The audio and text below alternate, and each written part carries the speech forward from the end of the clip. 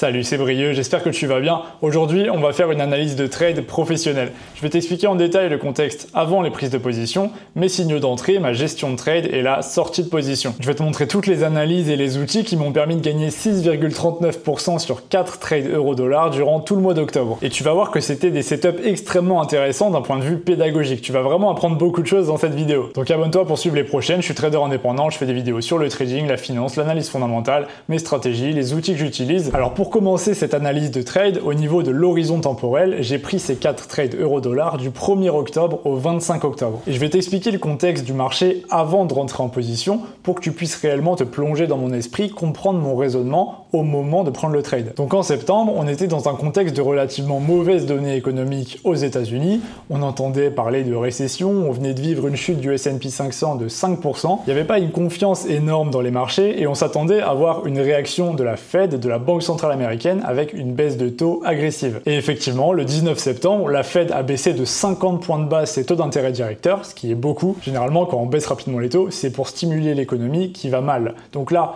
effectivement, il y avait un contexte avec des mauvaises données économiques, mais selon moi, c'était peut-être un petit peu précipité. C'était pas fondamentalement justifié, et tu vas voir qu'après, il y a eu des données qui ont changé la donne, je vais t'expliquer ça. Mais que ce soit justifié ou pas, les investisseurs, ils s'en fichent un petit peu, ils réagissent simplement à cette décision. Et on a vu un gros débouclage de positions acheteuses sur le dollar dans le rapport COT, le rapport des traders institutionnels. Tu vois ici, le 20 septembre, une réduction de 16 000 contrats acheteurs, soit un changement vendeur de 20%, ce qui est vraiment beaucoup. Je regarde ce rapport toutes les semaines sur le Hedge Finder, et c'est vraiment pas anodin de voir 20% de changement sur le dollar. Surtout que la paire euro-dollar n'avait pas beaucoup bougé durant le mois de septembre. On n'avait pas vu beaucoup de momentum, pas vu beaucoup de direction. Rien d'intéressant globalement pour un trader comme moi qui essaye de surfer sur des tendances acheteuses sur le dollar notamment. Pour faire du carry trading, collecter les swaps, ce que j'ai l'habitude de faire depuis plus de 2 ans maintenant et ce que je t'explique en vidéo. Mais là évidemment, en observant ce contexte, j'étais pas fondamentalement haussier sur le dollar. J'étais plutôt réservé, je voyais pas de setup flagrant. Mais tu vas voir que ça a rapidement évolué, surtout grâce aux élections présidentielles américaines. Ma principale préoccupation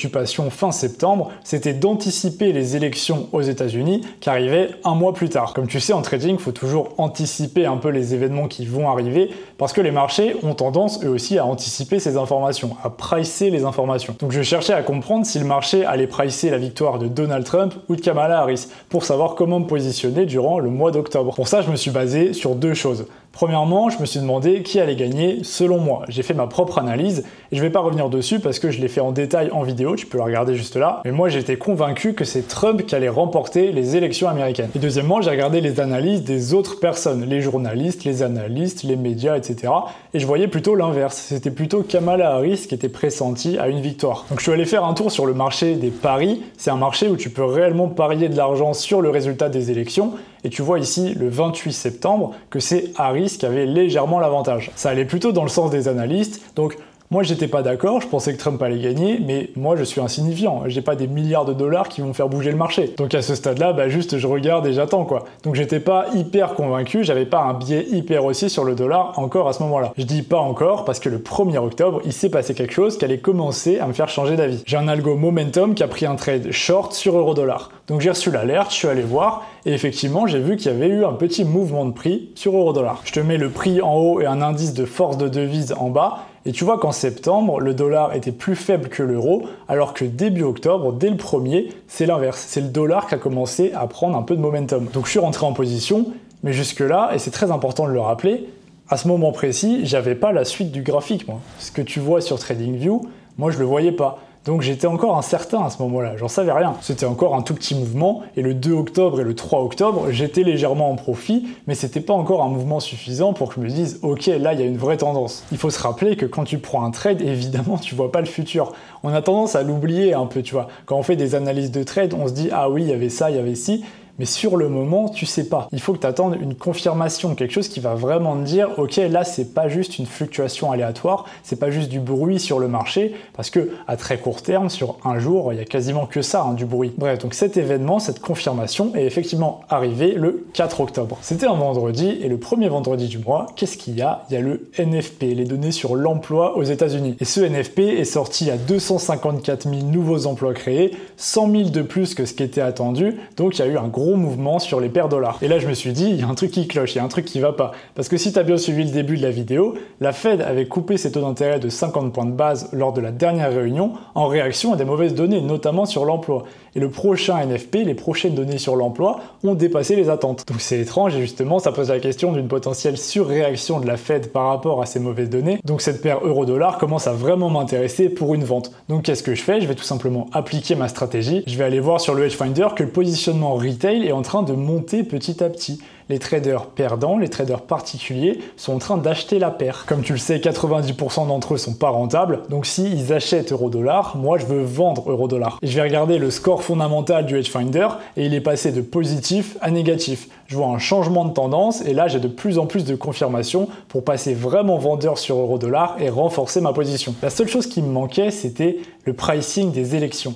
La seule chose que je voulais voir absolument, c'était que Trump soit pricé par le marché. Pour toutes les raisons que je t'ai expliquées dans mes vidéos, encore une fois, tu peux regarder tout ce que j'ai fait sur le dollar et sur Trump. Je voulais vraiment que le Trump trade, comme on l'appelle, commence. Donc je suis retourné faire un tour sur le marché des paris et le 7 octobre, 3 jours plus tard, Donald Trump avait dépassé Kamala Harris dans les paris. Il était maintenant donné vainqueur à 50,9%. Et là c'était parfait, j'avais tout ce qu'il me fallait, c'était Noël avant l'heure. Donc j'ai pris un deuxième short euro-dollar, un manuel cette fois. Je t'avais partagé la position sur Instagram. D'ailleurs je t'invite à me rejoindre, je partage du contenu exclusif sur mon trading. Ensuite j'ai laissé tourner les positions, moi je fais du swing trading et j'ai eu deux nouvelles positions algorithmiques. Une première le 9 octobre alors que l'euro commençait à être neutre et que le dollar continuait de grimper. Et ensuite la dernière position le 14 octobre alors que là l'euro commençait carrément à piquer du nez et le dollar continuait encore de grimper. Et pourquoi donc? Pourquoi le dollar a pris autant de valeur pendant le mois d'octobre? C'est parce que les marchés continuaient effectivement à pricer la victoire de Donald Trump. Je te montre une troisième fois le marché des paris et tout au long du mois d'octobre, la prédiction de victoire de Trump ne faisait qu'augmenter. Et sur le Hedge Finder, c'est pareil, le score fondamental pour euro-dollar a continué d'être baissier durant tout le mois d'octobre. Le positionnement retail acheteur a continué de monter, les traders perdants continuaient d'acheter euro-dollar pendant que moi je vendais. Et ce positionnement retail, il était aussi contraire au positionnement institutionnel. Tu peux voir sur ces graphiques, sur le dollar, ils étaient assez neutres, mais sur l'euro, il y avait une vraie tendance baissière. Pendant plusieurs semaines, les traders institutionnels vendaient de l'euro, et ça, c'est une mécanique qu'on voit souvent. Les traders institutionnels sont dans le bon sens des mouvements, et les traders retail sont dans le mauvais sens des mouvements. Alors maintenant que tu as bien compris l'entrée en position, la gestion de mes trades, pourquoi j'ai renforcé la position, l'environnement, le contexte qu'il y avait pendant ce mois d'octobre, il faut également bien réussir sa sortie de trade. Le signal d'entrée est aussi important que le signal de sortie, il ne faut pas sortir n'importe comment, il faut avoir des bonnes raisons. Et dans ce cas-là, je suis sorti de toutes mes positions le vendredi 25 octobre et j'avais deux raisons. Premièrement, au même moment, j'étais aussi en trade à l'achat sur dollar-yen pour globalement les mêmes raisons que la vente euro-dollar. Et le dimanche 27 octobre, il y avait des élections au Japon. Et j'avais peur que ça crée de la volatilité, j'avais peur qu'il y ait un gap à l'ouverture des marchés au cas où il y ait un résultat qui est inattendu. Donc je voulais pas risquer de me prendre du slippage et potentiellement perdre des profits, donc j'ai coupé mes positions dollar-yen.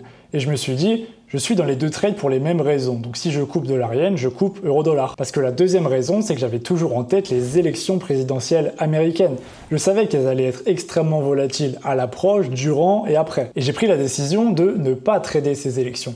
Pour moi, le trade à prendre des élections, il était déjà passé, c'était le mois d'octobre. C'était ça, c'était le trade à prendre, c'était toute ma conviction sur le dollar, c'était toute ma vision sur la victoire de Trump qui s'était déjà déroulée en avance. Donc avec tout ça en tête, j'ai décidé de sortir le 25 octobre, le vendredi, parce que j'étais certain que j'allais couper mes positions la semaine d'après, dans tous les cas, avant les élections. Donc j'ai tout coupé et j'étais très content. Même troisième raison, c'est que psychologiquement, j'ai fait mon meilleur mois de l'année en octobre, donc j'étais vraiment très heureux. Donc voilà, j'ai pas menti en début de vidéo, ces setups étaient extrêmement pédagogiques. Il y avait littéralement toute ma stratégie, il y avait l'ensemble du fondamental, de la conviction, les algorithmes, les outils, les confirmations sur le Hedge Finder. Tout s'est déroulé parfaitement avec le positionnement institutionnel, le positionnement retail, tout ce que je t'ai déjà enseigné il y a plus de 6 mois dans cette vidéo. Si tu me connais depuis ce temps, tu as remarqué que c'est effectivement exactement la même stratégie. J'ai pas changé, j'ai aucune raison de changer, parce que contrairement à beaucoup de youtubeurs trading qui sont pas rentables et qui changent de stratégie tous les 2 jours pour faire le plus de vues sur YouTube, bah moi ma stratégie elle fonctionne à long terme. Donc comme on dit, pourquoi changer une équipe qui gagne? Donc si tu veux apprendre à trader comme moi, bah je t'invite à regarder la vidéo que je viens d'évoquer. Si tu as aimé la vidéo, abonne-toi pour pas rater les prochaines, mets un j'aime, mets un commentaire, dis-moi ce que t'en as pensé et je te souhaite une bonne soirée, c'était Brieux. Ciao.